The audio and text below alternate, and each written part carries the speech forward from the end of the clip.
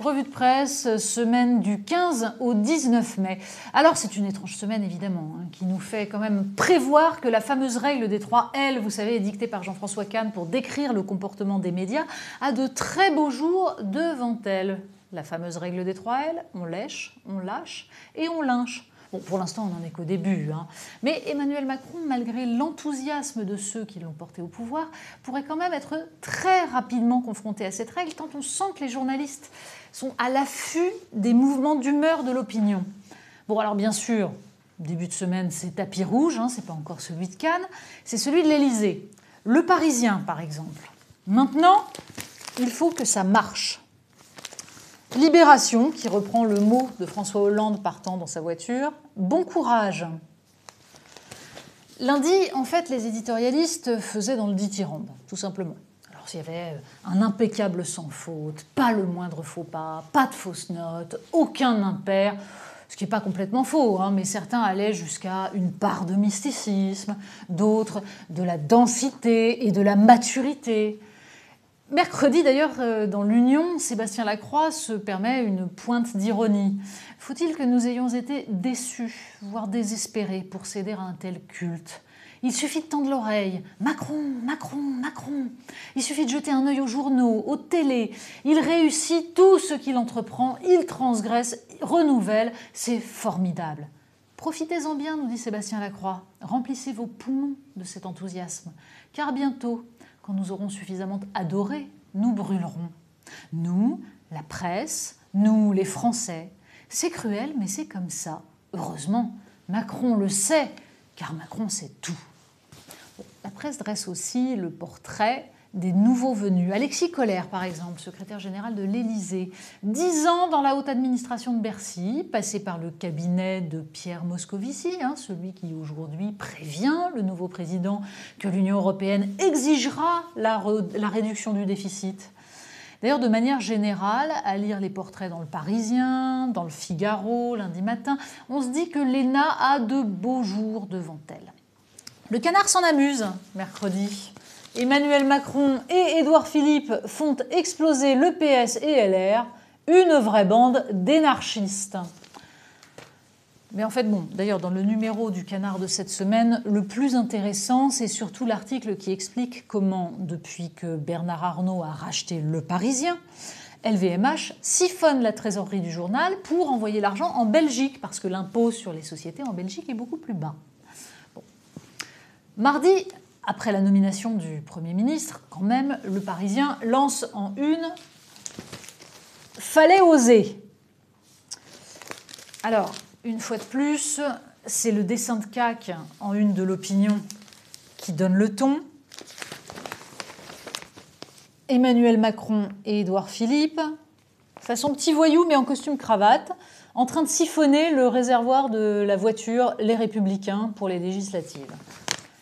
Dans son éditorial, Nicolas Bétou baptise ça le premier acte du « en même tempisme ».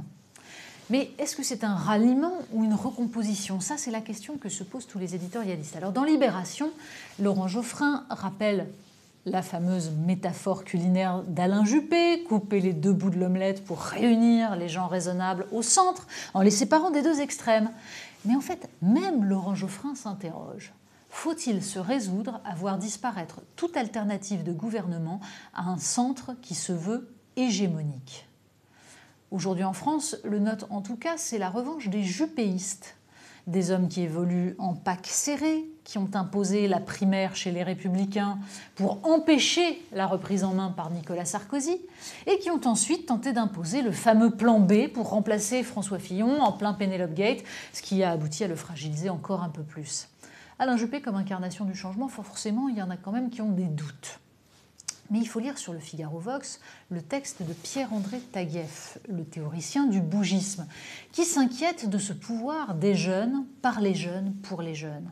La France n'est pas en marche, dit-il. Elle se soumet à la marche du monde.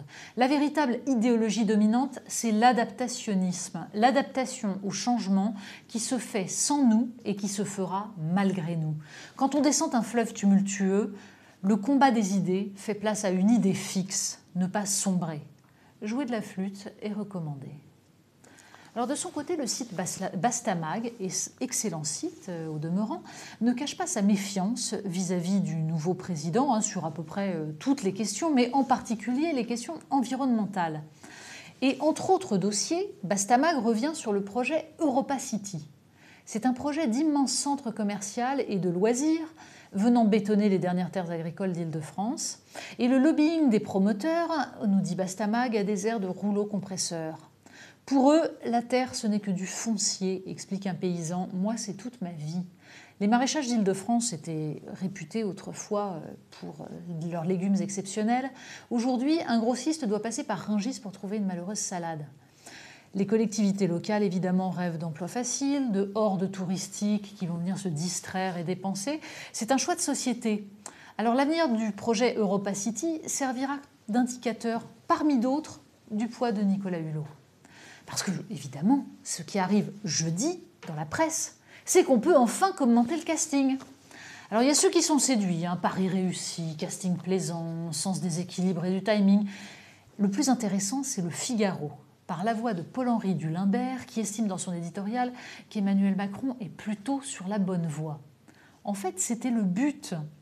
Comme le note Guillaume Tabar dans les pages du journal, voilà une équipe qui offre peu d'angles d'attaque à la droite. Mais bon, d'autres sont plus circonspects. L'Humanité, par exemple.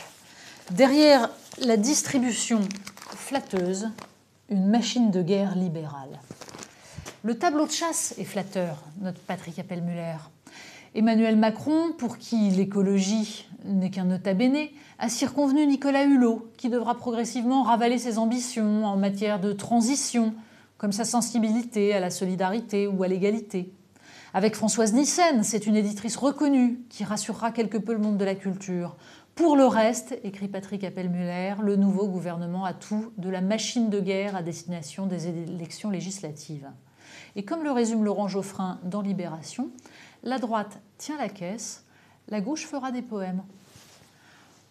Quand on entrera dans le dur, d'ailleurs, quand il faudra rendre des arbitrages, un des sujets qui permettront de déterminer qui de Nicolas Hulot ou de l'administration de Bercy aura le dernier mot, ce seront les traités de libre-échange, qui seront un excellent indicateur. Et la Cour de justice européenne, nous dit Le Monde, vient d'admettre que les traités de libre-échange ne relèvent pas seulement de la compétence de la Commission, mais doivent être ratifiés par les parlements nationaux. Une décision qui, écrit Le Monde, risque d'affaiblir la politique commerciale de l'Union européenne, mais aussi de la politiser. Oui, parce que pour Le Monde, l'abaissement des normes environnementales, sociales, ça ne doit surtout pas relever des citoyens. Bon, pendant ce temps, d'ailleurs, le magazine allemand Der Spiegel, lui, titre « Le cher ami, Emmanuel Macron sauve l'Europe et l'Allemagne doit payer ». Oui, c'est une obsession de nos voisins et ça risque de sérieusement compliquer la tâche d'Emmanuel Macron. Mais on jugera sur pièce. Parce qu'en fait, la presse, visiblement, n'a pas l'intention de rater le moment où l'opinion va se retourner. Et vendredi, Libération parle de clash en stock à l'Élysée. Alors, il y a Notre-Dame-des-Landes, il y a le CETA, mais il y aura aussi la PMA. Ça, c'est le Figaro, qui s'émeut d'un tweet de Benjamin Griveaux affirmant que la PMA sera ouverte à toutes les femmes. On sortirait donc du traitement médical de la stérilité pour répondre à une demande sociale, celle de femmes qui veulent s'affranchir de la présence d'un homme pour fonder une famille. Emmanuel Macron, lui, s'était montré beaucoup plus prudent. Pendant la campagne, il s'ingéniait à rassurer les représentants de la Manif pour tous. Mais en même temps, comme dirait l'autre, il avait déclaré que l'interdiction de la PMA aux couples de femmes était une discrimination intolérable. Et puis, la presse découvre le nouveau ministre de l'Éducation nationale. Alors, si vous voulez voir la moue de dégoût de Najat Vallaud-Belkacem au moment où elle apprend le nom de son successeur, la vidéo est sur le site Huffington Post et ça fait beaucoup de bien. L'Humanité, de son côté, insiste sur le rôle de Jean-Michel Blanquer, qui était numéro 2 du ministère à l'époque des suppressions de postes par Nicolas Sarkozy. Mauvais point. Le président du principal syndicat de professeurs des écoles, lui, s'indigne contre son goût pour les évaluations, pour les sciences cognitives. Le métier d'enseignant doit être nourri par les travaux de la recherche, plaide le syndicaliste. Certes, mais depuis des années, cette recherche est orientée dans un seul sens, la défense idéologique de méthodes qui ne marchent pas. Alors l'évaluation concrète, certes c'est un peu mécanique, mais c'est parfois le seul moyen de démonter la supercherie. Le Figaro rappelle aussi l'opposition du ministre à la réforme du collège.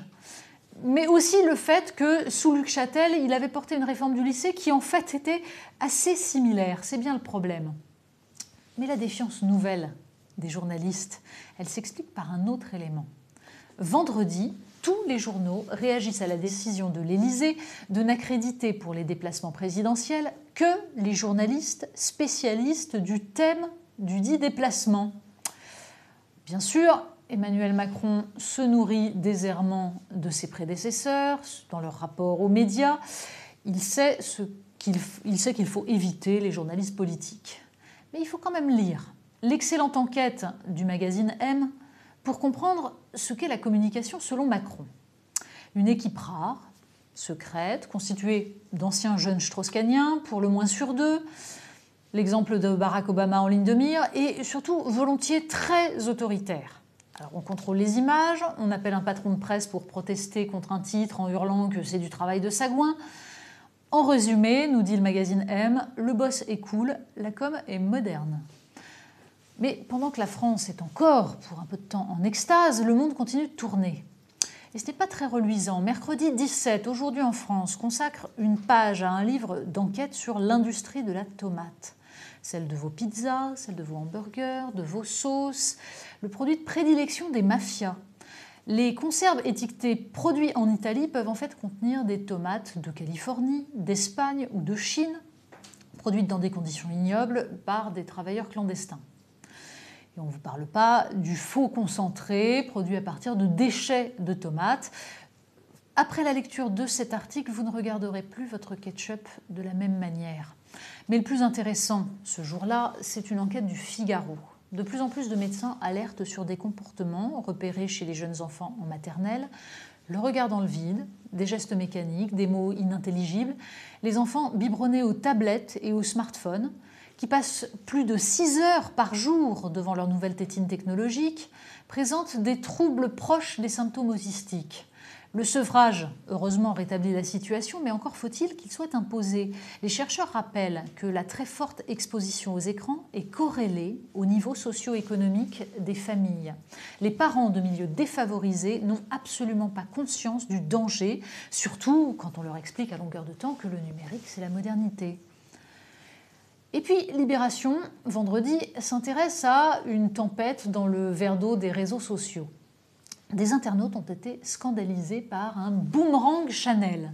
Alors le scandale ne vient pas du tout du prix délirant de l'objet, 1 200 € quand même, c'est énorme, mais du fait qu'il constituerait une appropriation culturelle vis-à-vis de la culture aborigène.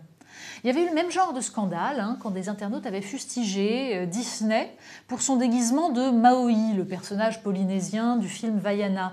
Les enfants blancs ne doivent pas se déguiser en un personnage racisé, nous disaient alors ces internautes, ce serait une forme de domination. À aucun moment, il ne vient à l'esprit de ces obsédés de la race qu'il est éminemment rassurant de voir un enfant blanc s'identifier à un héros de couleur, preuve qu'il ne fait aucune différence entre les couleurs de peau. Mais voilà justement ce qui dérange les gardiens de l'idéologie postcoloniale. Donc tout ça permet d'occulter très utilement la question du consumérisme, la question de l'appropriation financière. Enfin, vendredi 20 minutes nous raconte que l'université de Nottingham vient d'envoyer un avis de recherche pour sortir Jérémy de sa solitude. Alors Jérémy, c'est un escargot sénestre. Ça veut dire qu'il a la coquille qui s'enroule à gauche, 1 cas sur 1 million. Et du coup, il ne peut pas se reproduire puisque ses organes génitaux sont sur la gauche, contrairement à ses congénères. Alors les chercheurs jouent les agences matrimoniales pour trouver un partenaire à Jérémy. Décidément, ce que nous raconte la presse cette semaine, c'est qu'il est devenu très difficile de pencher vers la gauche.